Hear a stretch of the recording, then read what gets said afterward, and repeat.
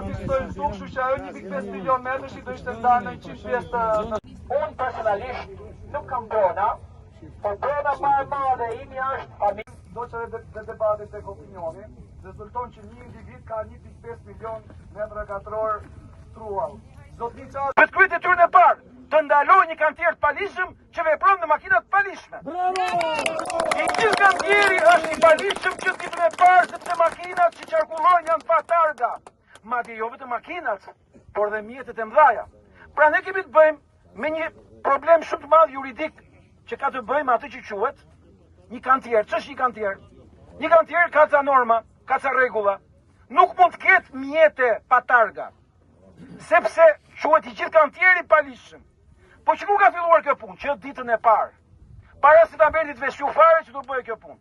Sepse Bashkimi Ulaj operon me makina të palishme. Pasi vetë kompania funksionon në mënyrë të palishme, me prona që nuk janë të vetat, me prona që janë të falsifikuara, sepse i gjithë ky shtet grabit pronat e shqiptarëve në mënyrë të palishme. Dhe ja ku është policia e shtetit që nuk është aty për të ndaluar juve. Është për të mbrojtur provat e krimit, sepse kjo nuk është policia e shtetit, është policia e oligarkëve, një ndërta Bashkimi Ulajt. Faleminderit. Që ka legdjerse, që duhen me zhvillu këtë vend, që duhen me investu dikun ku investohet mirë, të mos investojnë në një pronë me konflikt. Që ato nga tora. Bravo. E vërtet.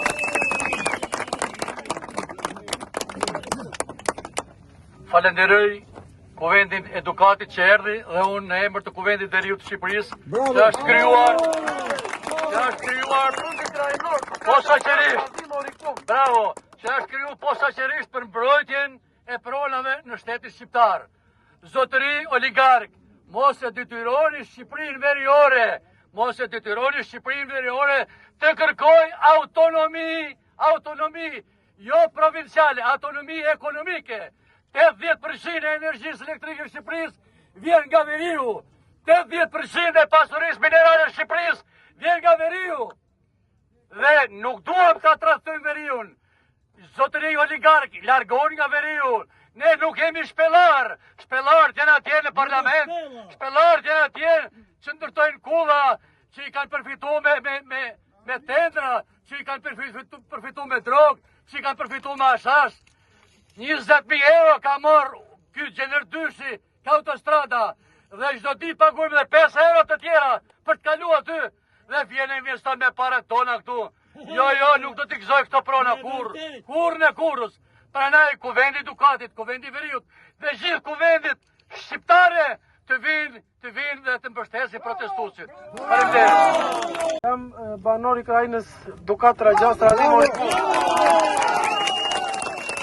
Kemi ardhur një përfaqësi modeste sot për shumë arsye dhe jemi në mbështetje të banorëve të Rjollit. Ky problem ka 35 vite në të gjithë Shqipërinë. Ne kemi vuajtur 2010 dhe vazhdojmë akoma. Problemet e letrave, mos certifikimin, grabitjen me lloj-lloj skemash, falsifikime oligark, me mercenar, me çdo lloj forme dhe ne nuk i lejojmë. Prandaj kemi ardhur të mbështesim këtu të gjithëve në të drejtën tuaj. Ju bëjmë thirrje gjithë shqiptarëve të ngrihen kudo që janë. Ky problem është akut. Sot jemi në Rjoll, nesër do jemi në Vlorë, pas nesër në Amallaj, në Lezhë, në gjithë Shqipërinë. Ju bëjmë thirrje të bashkoheni me këtë qendres, me këtë rezistencë që unë e përgëzoj sot në emër të gjithë banorëve të krajinës time. Bravo, jemi me ju. Nuk duhet vi këtu për të mbrojtur Fatmir Shpezën dhe oligarkët.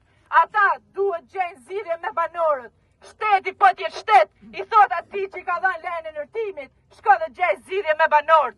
I keni pa gjithë letrat, i keni pa me za me figurë, kush i ka origjinale dhe kush i ka falsifikume. Na i dim gjitha letrat, se i kena ba me gjak, i kena ba me sakrificë, i kena ba me shumë vujtje. I maj men kush i ka firmos, kush i ka dhanë, e ju jina shumë mirë njohës gjitha tyne që i kanë dha zot drejtës edhe të vërtetës. Fatmir Shpeza nuk e dite kush ja ka firmos letrën. Se nuk ka si me e ditë se ka firmos vetë në zyrat e hipotekës. Aty ku ishte për të dhanë ne pronën, ka grabit pronat tona. Ka grabit pronat tona me ndihmën e shtetit. Një funksionari shtetit ka grabit tokat e qytetarëve. Kjo është një kampanje larmi për gjithë drejtësinë shqiptare, për të gjithë shtetin shqiptar. Duhet hetoni atë para se të vini këtu për me vendimet e kompanisë. Nuk të zonë, të pranë e qojnë, ashtë e jona, kanë për të aksu mitë tanë dhe nuk e këzën asë kusht tjetër. Ju falenderit gjithë dhe herë që keni ardhë, Shtetja që t'juve në ka dhanë ma shumë, dhe nga ka përku, Shqipëria ka sa akoma, që ne ngrijemi kur kena problemet vërteta, që ne rezistojmë kur kena problemet vërteta, që ne di me protestu kur kena problemet vërteta, mas na kërkoni të vinë të protestojmë për parti politike, për kariket pushtetit tas kujt tjetër. Hajde një protestojnë me ne,